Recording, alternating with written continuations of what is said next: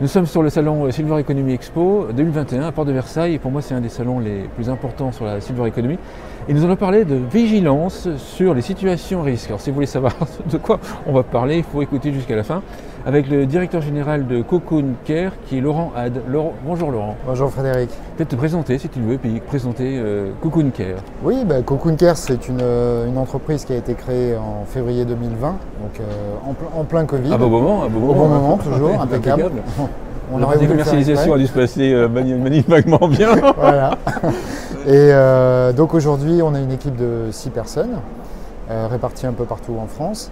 Et depuis le mois d'avril 2021, donc on commercialise une solution qui permet d'opérer une vigilance discrète et permanente au logement des personnes âgées, notamment autour des chutes et plus généralement des autres situations à risque.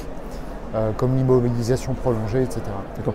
Les situations à risque, tu peux donner des exemples, plus d'exemples qu'on comprenne bien le bénéfice. La plus connue et celle dont on parle le plus, c'est évidemment la chute. Il y en a d'autres. Ça peut être une personne qui reste bloquée dans son lit, qui n'arrive pas à se lever. Et ça peut être aussi, pour certains profils ou certaines personnes avec des problèmes cognitifs, le fait de quitter le logement qui pose un problème parce que c'est des personnes qui seront désorientées. Donc nous, ce qu'on propose, c'est d'avoir cette vigilance qui se fait par le biais de ce détecteur.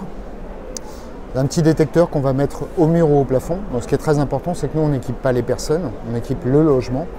Et du coup, ce détecteur, qui fonctionne sans caméra, va opérer une vigilance permanente mais discrète et complètement autonome afin d'alerter les aidants professionnels ou la famille sur la situation critique si elle se déroule dans le logement de la personne.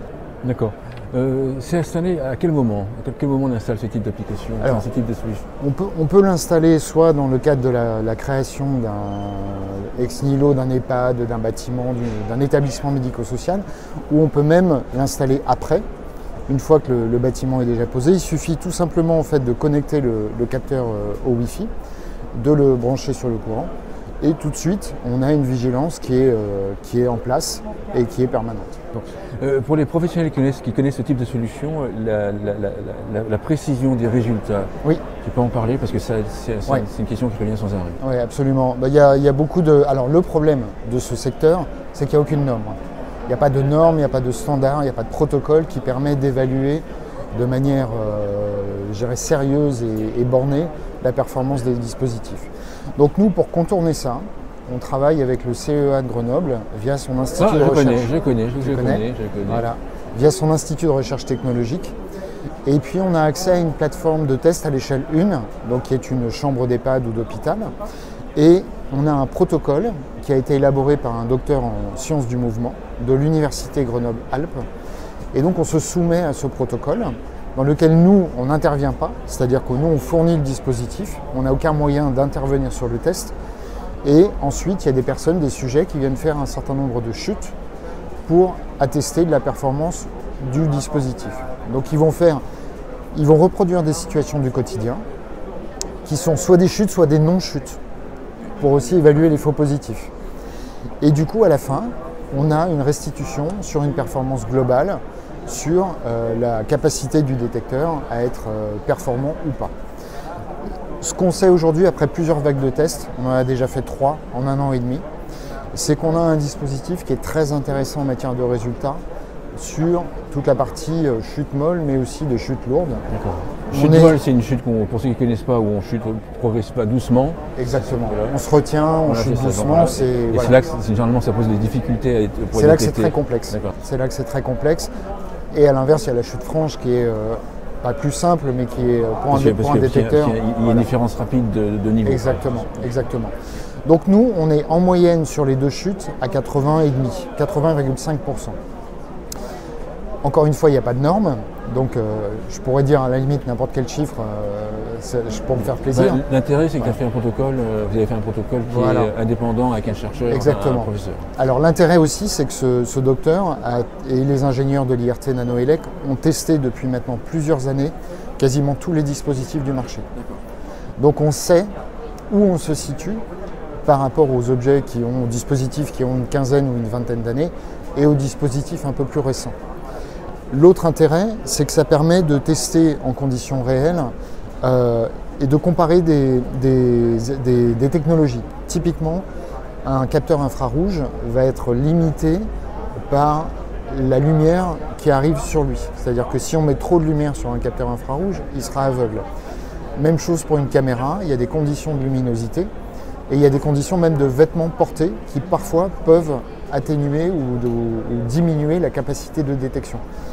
Nous, on a la chance avec cette techno, qui est un radar, de ne pas être soumis au phénomène de luminosité. Donc ça ne va pas être en plein jour. Et le résultat concrètement, ça apporte quoi comme plus, comme bénéfice?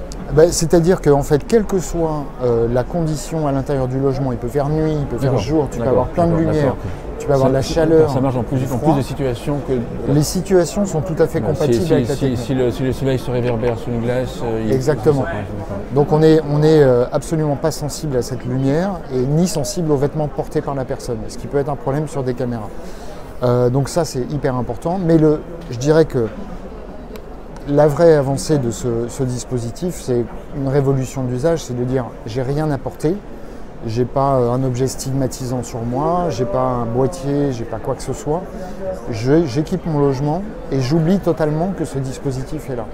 Et ça c'est quand même très intéressant parce qu'on sait que les personnes âgées ont tendance à rejeter parce qu'elles ne sont pas, en général, pas en demande de ce genre de dispositif. En plus elles ne le connaissent pas forcément. Exactement. Peut-être plus les aidants et encore. C'est les aidants qui sont en général prescripteurs, qui se retrouvent parfois à devoir l'imposer et en général ça finit dans un tiroir et les gens n'en veulent plus entendre parler. Donc nous on équipe le logement, c'est très discret et il n'y a pas de caméra et ça c'est vraiment un sujet hyper important. Parce qu'il faut pouvoir opérer une vigilance permanente, mais il faut pouvoir respecter l'intimité des gens. Donc nous, on est incapable de reconstituer un visage, on est incapable de reconstituer un corps. Ce qu'on voit, c'est des nuages de points. Donc la personne a la garantie que son intimité est totalement présente. J'imagine que vous regardez si les points bougent rapidement, enfin ça en fait, c'est le mouvement des points. Exactement, donc on va, le capteur en fait comme il est branché en permanence, il traite un signal permanent, c'est-à-dire que quand on bouge le bras, on voit les nuages de points qui bougent pour bouger le bras. Quand la personne se déplace, on voit la personne se déplacer, ce qui nous permet aussi, en plus de la détection de chute, et là on va revenir sur les situations à risque, de se dire on a isolé la zone du lit. On peut créer des zones à l'intérieur d'une pièce. On dit, ça c'est la zone du lit. Donc le capteur a appris que c'était la zone du lit. Et on va être en mesure de dire, est-ce que la personne s'est levée ce matin ou est-ce qu'elle ne s'est pas levée? Et si l'aidant détermine que le fait que la personne ne se soit pas levée à 9h30 ou à 10h est un problème, on va pouvoir programmer une alerte qui va automatiquement prévenir. À l'inverse, si la personne ne doit pas se lever parce qu'elle doit garder le lit pour être alitée, pour recouvrir de blessures, si elle se lève, on pourra aussi avoir une alerte qui prévient les aidants. Et comme ça, on peut même imaginer des cas d'usage un peu plus étoffés, c'est-à-dire qu'on peut voir s'il y a un parcours d'hygiène qui est cohérent, de dire est-ce que la personne, le matin, a son parcours d'hygiène, je me lève, je vais à la salle de bain, je fais mes ablutions, boîte à lettres, etc. Parce qu'on sait que s'il y a à un moment un risque de glissement, ça peut passer par un parcours d'hygiène qui sera moins respecté. Évidemment, c'est capable de mesurer les mouvements, la manière à laquelle on se mouvoie. Oui, alors on peut. Plus tard, j'imagine peut-être. Oui, ça c'est l'objectif vers lequel on va. C'est-à-dire que aujourd'hui, nous on est arrivé sur ce qu'on appelle la Silver Eco avec un cas d'usage et un objet qui apporte une vraie valeur ajoutée par rapport à l'existant. Cocoon Care, l'ambition qu'on a, c'est d'aller plus loin que ça. C'est-à-dire que nous, notre cœur d'activité, c'est une plateforme qui va agréger des données venant d'objets intelligents et performants. Aujourd'hui, on a ce détecteur. Demain, on va aller se connecter à des analyseurs de sommeil, à des tensiomètres, à des glucomètres, à d'autres dispositifs comme les balances connectées, les montres, etc.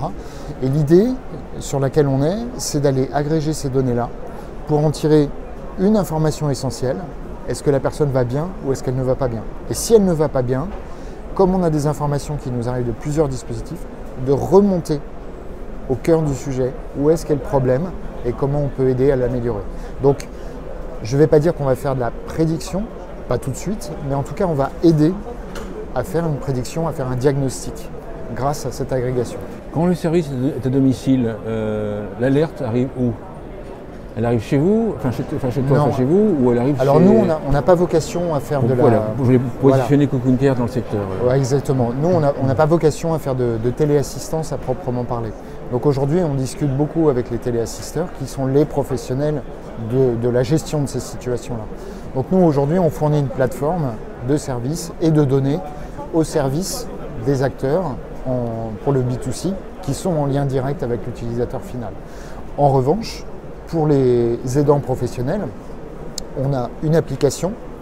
On peut relayer toutes les alertes sur l'application, sur notre interface sur la plateforme, sur un téléphone sans fil type DECT où on peut envoyer des SMS, on peut faire tout ce qu'on veut. Mais notre vocation, c'est la donnée issue des objets qui génère une vigilance et des alertes qui sont poussées vers les personnes à même d'intervenir.